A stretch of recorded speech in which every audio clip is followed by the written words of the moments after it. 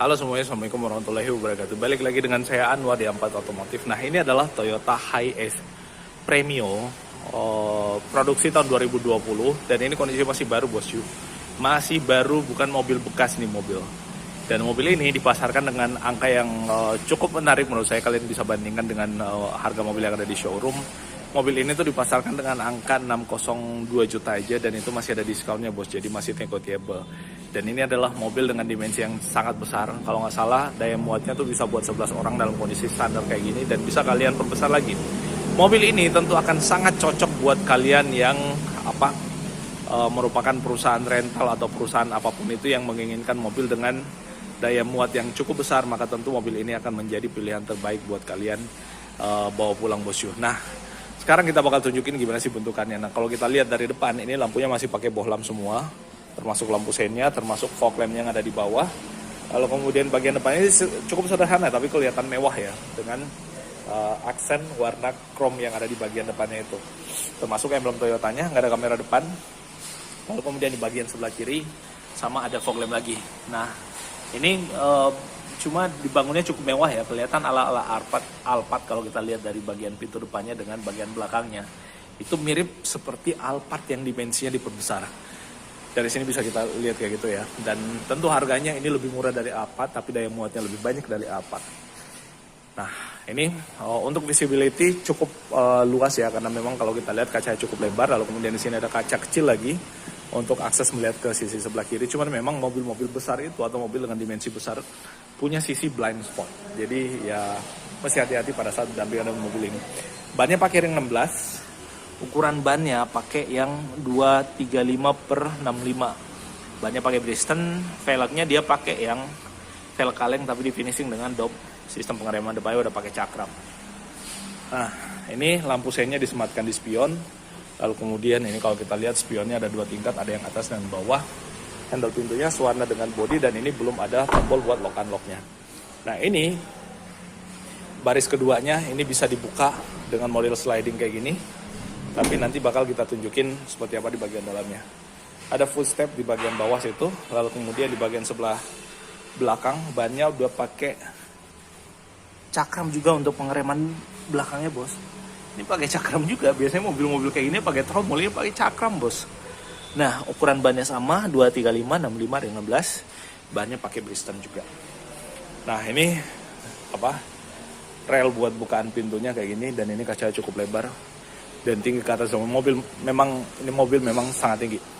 Nah, ini lampu belakangnya dia pakai bohlam semua sampai ke bagian bawah. Ini adalah Toyota Hiace Premio.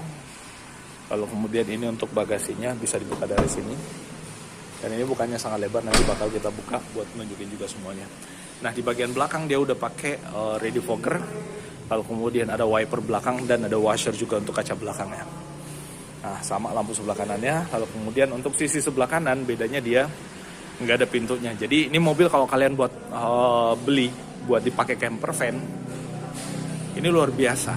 Kalau kalian pakai camper van sih, wow, ini maksimal menurut saya. Kan biasanya pakai camper van itu mobil-mobil dengan dimensi yang kecil kayak pernah saya lihat itu Hyundai H1, lalu kemudian ada pakai Maven, itu masih kecil. Ini lebih besar lagi kalau dipakai camper van. Dan kalau nggak salah ini mesinnya diesel, jadi tentu lebih irit. Kalau nggak salah sih mesinnya sama dengan yang dipakai di Hilux. Kalau nggak salah, koreksi kalau keliru bosku. Nah, itu. Sekarang kita tunjukin sisi bagasinya dulu. Nah, ini bagasinya bukaannya sangat jauh ke belakang, dan saking tingginya itu dipasangin tali di sini buat menggapai pintu belakangnya pada saat ditutup. Dan ini power back door-nya cukup besar ya. Nah, kayak gitu. Lalu kemudian ini nggak tahu nih fungsinya buat apa.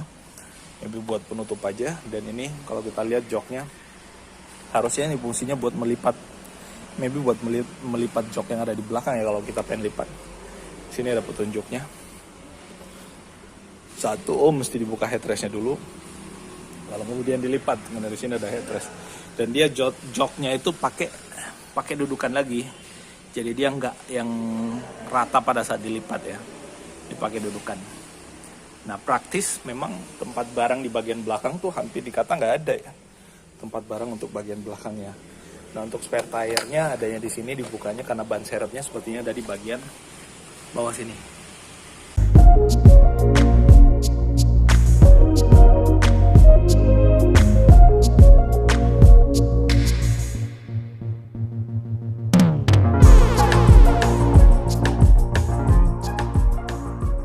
Nah, itu ada ban serepnya, bos.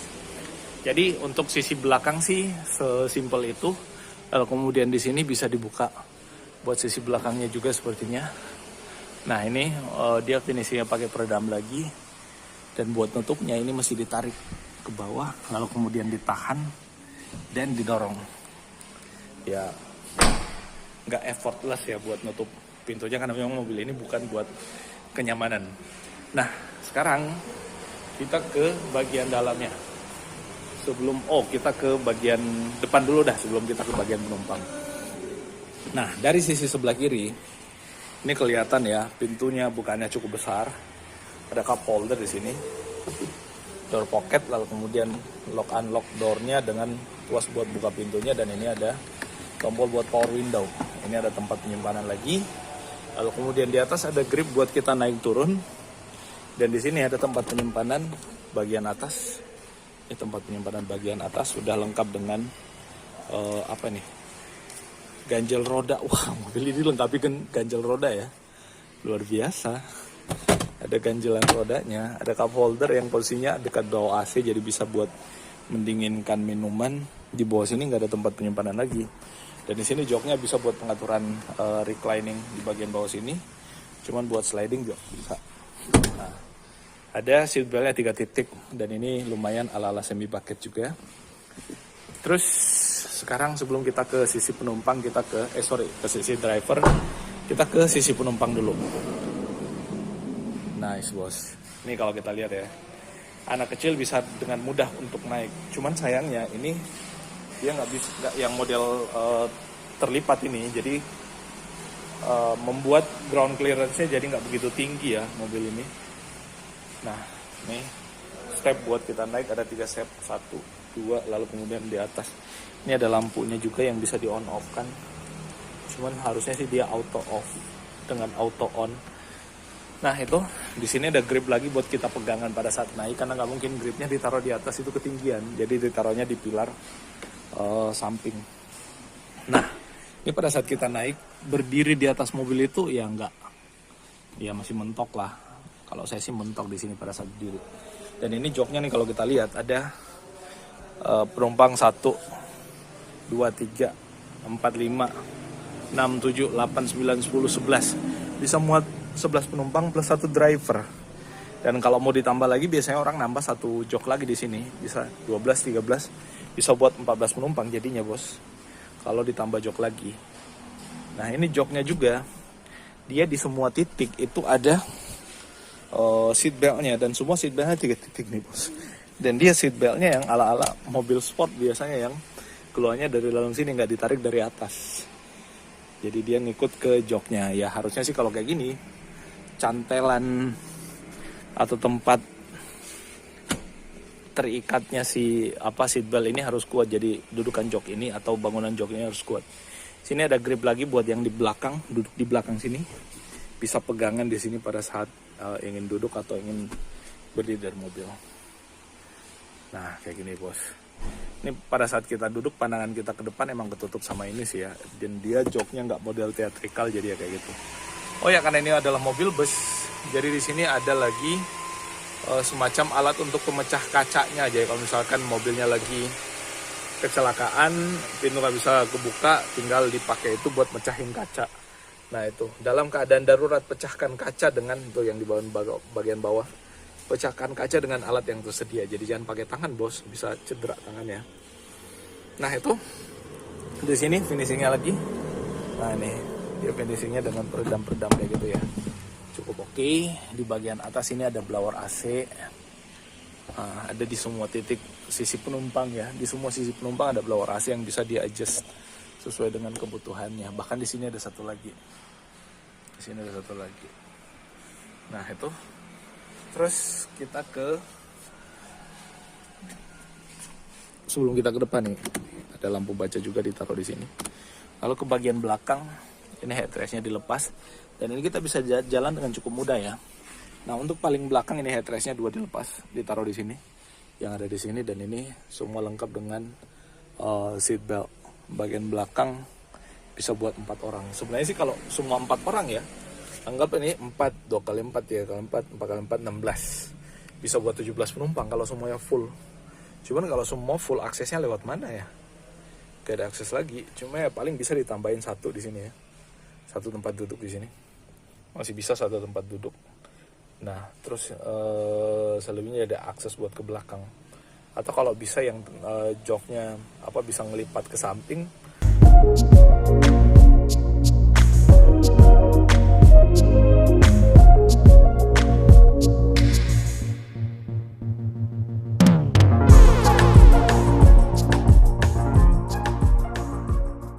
Ya itu bisa full juga kayak gitu. Nah ini coba kita tekuk, ini bisa di recline ya, di recline kayak gini, cuman dia mentok tegapnya kayak gini. Kalau direbahkan, coba saya rebahkan dulu satu sebagai contoh. Oh dia mentoknya kayak gitu ya, nggak jauh, dia paling rebah itu posisinya kayak gini, dan paling tegak posisinya kayak gini. Dan duduk dengan posisi yang paling tegak coba. Ini oke, cukup nyaman. Tapi duduk dengan posisi yang recline, nah ini paling nyaman bos. Nah ini cukup nyaman, mudah-mudahan bisa kelihatan ya di sini. Nah nih, cukup nyaman untuk saya duduk di sini bos. Nah apalagi dengan adanya headrest di sini, lalu kemudian ada seat belt yang tinggal saya tarik dari belakang, ini akan sangat nyaman buat duduknya. Nah kayak gitu sih untuk sisi belakangnya. Nah terus sekarang kita ke bagian depan. Oh ya sebelum kita bagian depan, di sini ada grip juga buat pegangan bos. Sekarang kita pindah ke sisi depannya, sisi bagian driver. Oh ya kalau kita goyang-goyangin di mobil, suspensinya cukup empuk juga bos. Jadi tentu nyaman buat kita duduk di dalam. Nah sekarang gimana rasanya pada saat kita duduk jadi driver? Nah ini di sisi driver ada pengaturan buat spionnya, ada buat tombol power window-nya, ada buat tombol lock unlock termasuk lock window. Nah di sini ada grip buat nutup, ada tuas buat buka tutup pintunya dan locknya, kemudian cup holder dengan door pocket. Nah naik ke sisi drivernya itu pakai tangga juga bos yuk. Ada step 1, step 2, lalu kemudian paling atas. Untuk drivernya pengaturan reclining ada, high adjuster juga ada. Memang driver mesti lengkapi sesuai dengan postur tubuhnya, karena nggak semua orang posturnya sama. Dan ini cukup jauh. Lalu kemudian ada sliding, dan nggak begitu jauh slidingnya. Mobil ini transmisinya manual. Untuk leveling lampunya seperti ada di sini. Lalu kemudian cup holder yang dekat dengan blower AC. Nah itu. Nah, kemudian dari sini ada grip lagi buat pegangan pada saat kita pengen naik ke mobilnya. Nah mobil ini itu parking brake-nya mechanical. Ini mekanikal, lalu kemudian percepatan dia 6 percepatan plus 1 gigi mundur yang dia model cincin kayak gini, ditarik ke atas lalu kiri depan dia buat mundur. Lalu kemudian di sini nggak ada head unit, dummy aja slot di situ, harusnya sih ada head unitnya. Lalu kemudian udah dilengkapi dengan AC pastinya, dan untuk cooler AC bagian belakang bisa diatur. Ada stability counter bos yuk, ada VSC-nya. Lalu kemudian untuk AC-nya arah sumburannya bisa diatur buat depan, kaki depan, kemudian kaki doang, kaki dengan front defogger dengan rear defogger juga ada. Nah kayak gitu ya. Untuk ini bisa diatur untuk sirkulasi udaranya juga, ini suhunya, dan ini power untuk blowernya. Dan ini setirnya tilt udah bisa, teleskopik juga bisa bos. Wow, teleskopik bisa, tilt bisa, jadi benar-benar bisa diatur sesuai dengan postur atau kenyamanan kita mengemudi. Nah ini tuas wiper, tuas lampu di bagian sini, lalu kemudian di bagian bawah buat akses mesin, di bagian ini buat tangki. Nah itu bos yuk. Ini blower AC-nya bisa buat diatur naik turun. Di sini ada tempat penyimpanan lagi cup holder. Nah ini untuk lampu di bagian cabin bisa di on off kan. Nah di bagian bawah sini ada power outlet Lalu kemudian ada tempat naruh kartu biasanya di bagian bawah sini. Nah, ini konsol tengahnya di sini dilengkapi dengan emergency kit ya. Udah lengkap emergency kit di sini buat bisa naruh tas. Bisa buat naruh tas maksudnya. Lalu kemudian di atas ini ada tempat penyimpanan yang cukup besar lagi. Ini harusnya sih speaker ya. Ini.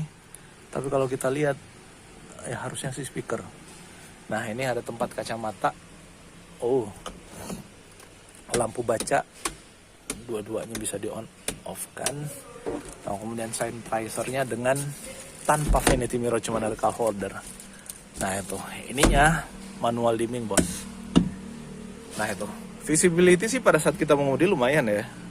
Cuman memang karena posisi mobil ini tinggi nih, kelihatan ya dari spionnya. Ini buat sisi atas, yang bagian bawah buat sisi bagian bawah karena memang mobil ini posisinya tinggi. Nah, itu bosku update kita kali ini tentang Toyota Hiace Premio ini. Harganya kita udah sebutin di awal tadi. So kalau kalian tertarik silahkan hubungi nomor kontak kita yang ada di deskripsi bosku. Terima kasih atas atensinya. Mohon maaf kalau yang keliru dan salah. Dan kita ketemu pada update informasi otomotif menarik berikutnya. Assalamualaikum warahmatullahi wabarakatuh.